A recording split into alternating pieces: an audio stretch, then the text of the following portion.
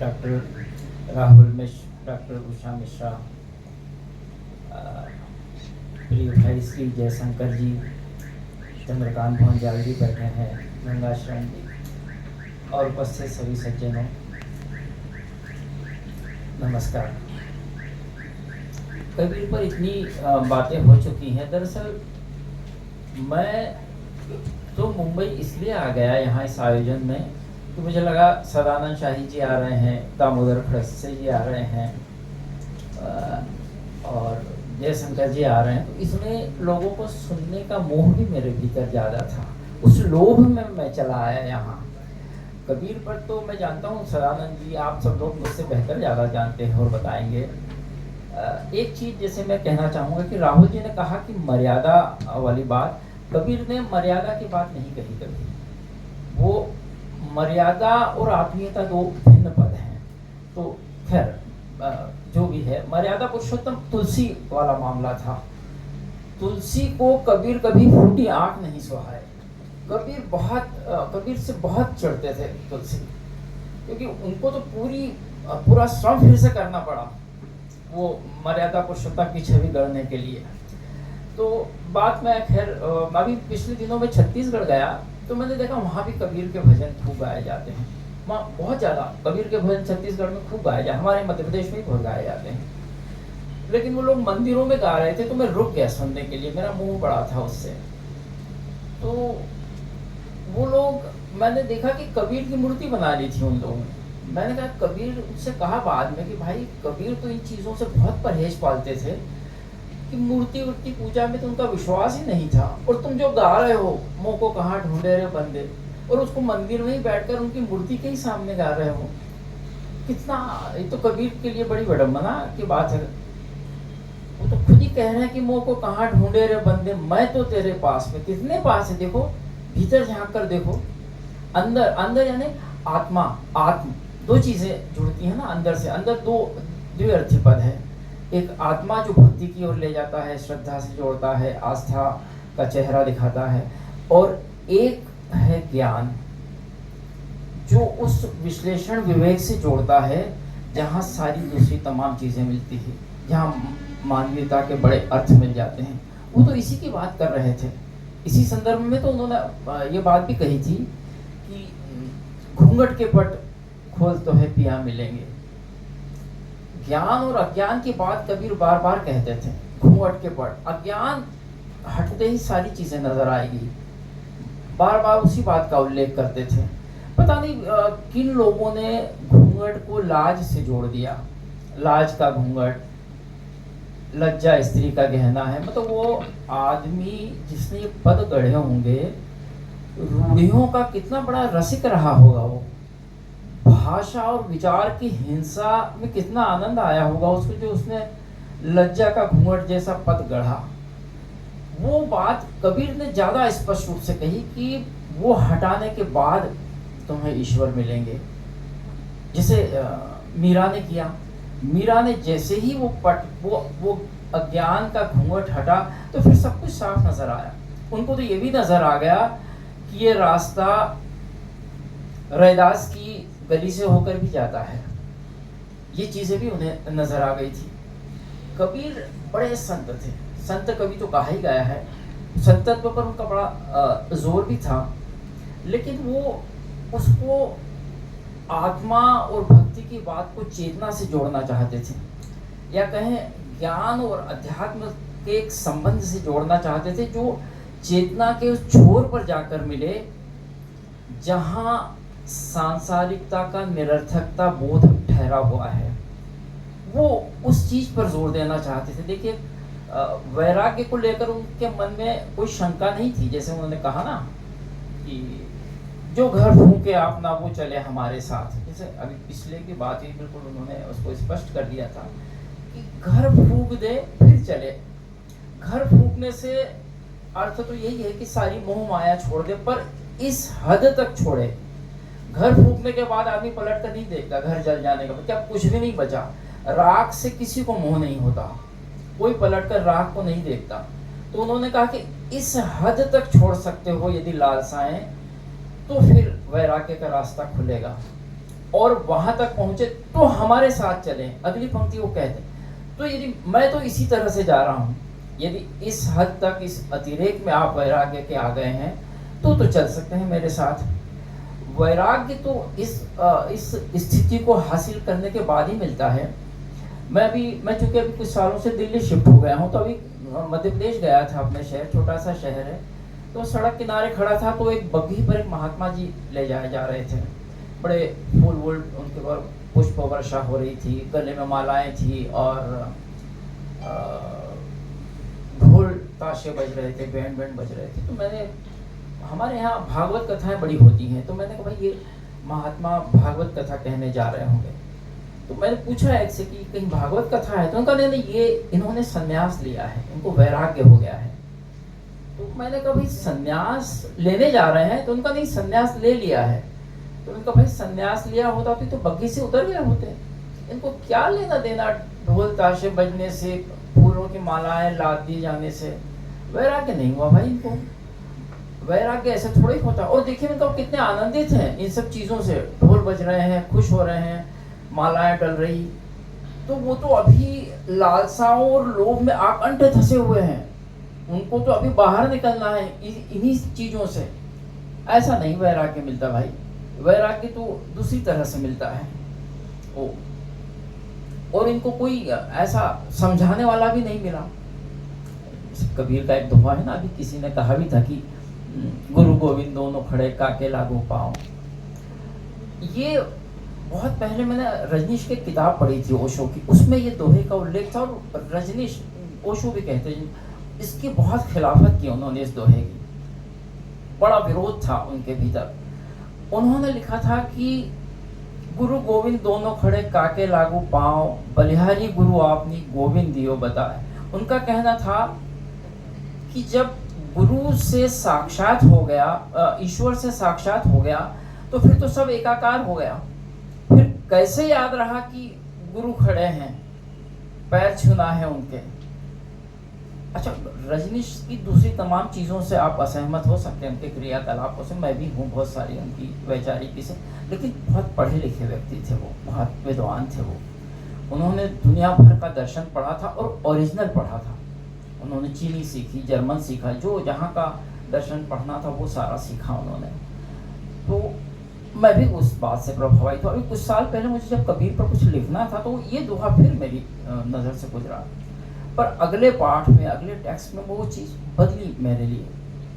मैंने सोचा कि गुरु गोविंद दोनों खड़े काके लागू पाओ, बलिहारी गुरु आपनी गोविंद दियो बताए। ईश्वर से साक्षात के बाद तो सब कुछ खुल जाता है, इतना उजास फैला ज्ञान का, समझ का, तो फिर तो उनको साफ साफ नजर आया सब कुछ। एकाकार होने का मतलब स्मृति विहीन हो जाना नहीं है कि सब भूल जाए वो। इस उजास में तो उनको ज्यादा साफ नजर आया कि मुझे गुरु के प्रति कृतज्ञता प्रकट करनी है। वो कैसे स्मृति विहीन कैसे हो जाएगा आदमी ईश्वर को मिलने के बाद? और यदि ऐसा ईश्वर मिलता है तो कौन जाएगा फिर उस राह पर? तो हर आदमी का, कबीर का अपना एक अलग पाठ होता है, ये उनका पाठ था कबीर को। और कबीर का ये कोई दंभ नहीं था ऐसा। कबीर को लेकर अक्सर बात होती कि बड़े अक्खड़ थे, अक्खड़ नहीं थे, थोड़ा सा लिखते उस तरह से थे कि उनमें फर्सना भाव नहीं था, डांट फटकार जरूर थी। तो साधु तो थे, दंभ कैसे होगा, वो तो सन्यासी थे। रामचंद्र शुक्ल ने भी उनको लेकर ऐसा ही लिखा है कि अक्खड़ वाली बात उन्होंने भी लिखी। डॉक्टर श्याम सुंदर दास जी ने जरूर जब उनको लेकर लिखा, सारी बातें बढ़िया, लेकिन उसमें एक चीज उन्होंने भी आखिर में यही लिखी कि अक्खड़ता है उनकी भाषा में। तो देखिए वो अक्खड़ता नहीं है, एक किस्म की मस्ती है, वो मस्ती का रस है। और उस मस्ती में देखिए कि लोक मंगल की कामना भी है, बड़ी आकांक्षा है लोक मंगल की उनके भीतर, तभी वो इस तरह की भाषा से परहेज नहीं पाला उन्होंने कभी। द्विवेदी जी ने तो कहा ही, आचार्य द्विवेदी ने, कि कबीर साधना के क्षेत्र में युग गुरु थे और साहित्य के क्षेत्र में भविष्य सृष्टा थे। इसलिए तो हम आज भी कबीर को सारी उनकी लेखनी उतनी ही जीवित, उतनी ही अर्थवान पाते हैं, जिसे चालू मुहावरे में कहें तो प्रासंगिक पाते हैं हम। इसी कारण से है, वो तो जानते थे कि ईश्वर सर्वव्यापी, सभी दूर है। हर जगह हर बात को देख रहा है, हर बात सुन रहा है। जैसा उनका एक दुआ है ना, च्यूटी पग नेवर बाजे वो भी साहिब सुनता है।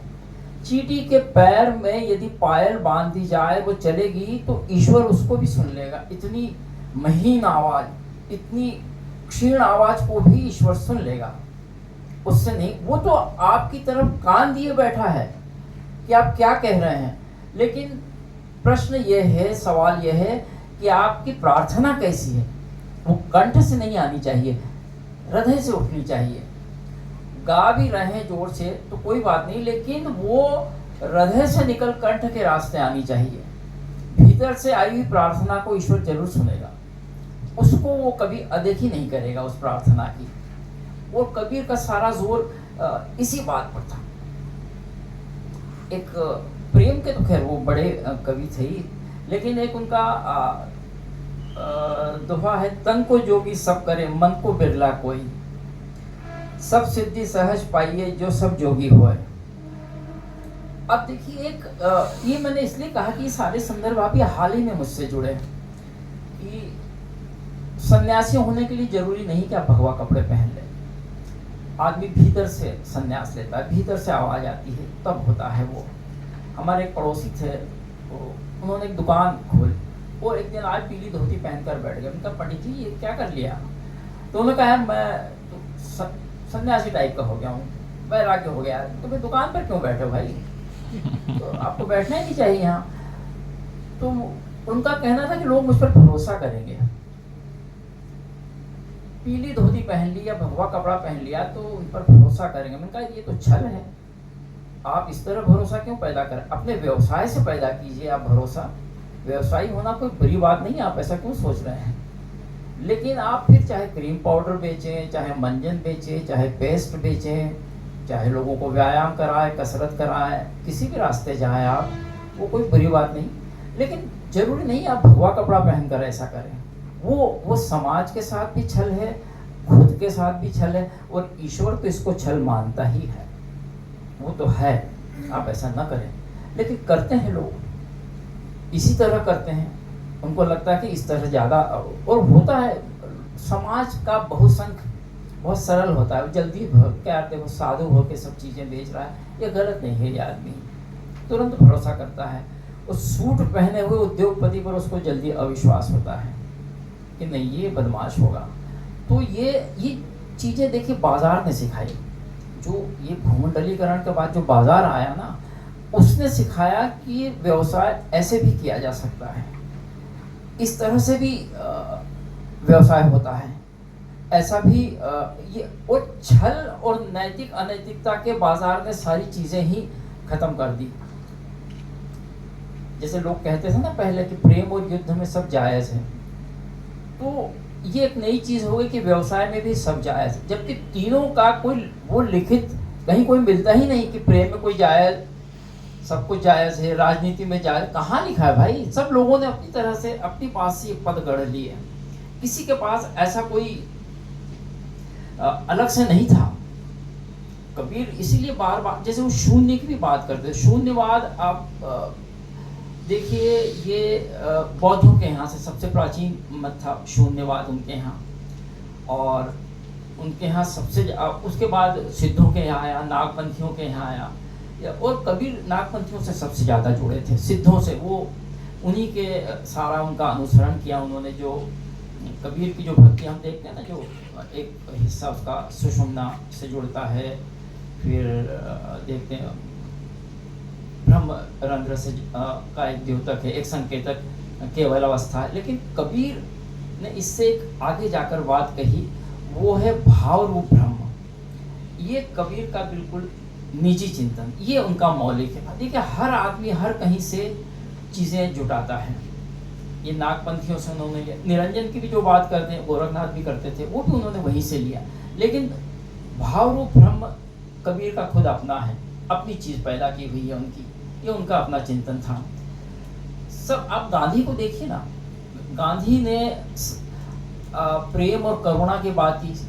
जिस सनातन धर्म की बात आज लोग करते हैं, गांधी के वहाँ उसका सबसे मौलिक रूप मिलता है। परोपकार, सहिष्णुता, करुणा, प्रेम, लेकिन गांधी ये उन्होंने बुद्ध से लिया, लेकिन एक चीज अपनी तरफ से जोड़ी, सत्य। इतना बड़ा पद, इतना कि उसका धर्म में आकर उसका सारा स्वरूप ही बदल गया। गांधी मतलब मैं तो मानता हूँ कि बुद्ध और महावीर के बाद गांधी से बड़ा विचारक कोई पैदा नहीं हुआ।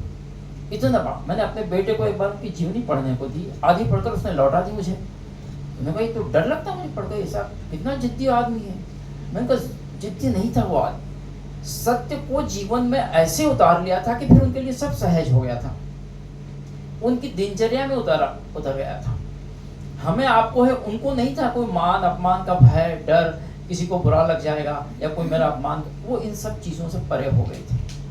इसलिए गांधी को भी संत कहा गया, कबीर भी इन्हीं सारी चीजों से परे थे वो, इसलिए कबीर को भी संत कहा और गांधी को भी संत कहा गया। और सनातन धर्म की सही व्याख्या हमें इसी जगह मिलती है, गांधी के यहाँ मिलती है। वो उन्होंने बुद्ध से भी ली, कबीर से भी ली। कबीर की एक प्रेम को लेकर एक बहुत अच्छी बात है। कबीर बादल प्रेम का हम पर बरसा आई, अंतर भीगी आत्मा हरी भरी अमराई। एक शब्द है यहाँ अमराई, यानी सारा परिवेश।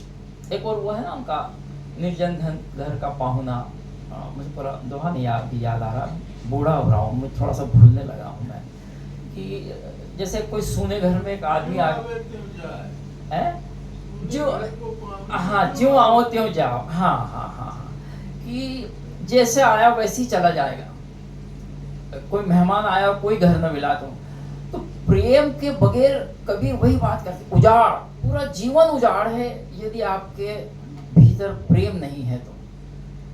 और फिर आप लोकहित की बात भी नहीं कर सकते, बाकी कोई बात, क्योंकि प्रेम ही है जिसकी उंगली पकड़कर आप लोक मंगल की कामना करने जाएंगे, वो प्रार्थना करने जाएंगे। किसी का भला करने से पहले भी आपके भीतर प्रेम होना जरूरी है। उसी की बात वो बार बार करते थे। इसी में वो भक्ति भी देखते थे, सहिष्णुता भी देखते थे। इसी को हम आगे जाकर जोड़ सकते हैं, ढाई आखर प्रेम का वाला जो मामला जोड़ता है ना, वो इसी से जुड़ सकता है। एक उनका और है जैसे जी घट प्रेम न प्रीति, रस पोनी रसना नहीं जाए। वो बार बार देखिए प्रेम उनके यहाँ बार बार आता है। और एक आता है अमरता, अमरता की बात बार बार करते हो, अमृत हर तरह से। और इसी प्रेम के कारण वो अमरता की बात कहते थे कि अमरता में प्रेम और करुणा की उपस्थिति वो जरूरी समझते थे। इसके बगैर वो रास्ता उनको कठिन लगता था। माया मरी न मन मुआ, मरी मरी गया शरीर, आशा तृष्णा ना मरी, मर मर गया कबीर, कबीर मर मर गया कबीर। मतलब ये जगत, ये संसार बार बार मरता है, हर बार। लेकिन यहाँ अमरता की बात मनुष्य से जितनी जुड़ती है, भौतिकता से जुड़ती, इससे ज्यादा उनका पहली पंक्ति पे आते हैं कि आशा तृष्णा ना मरी।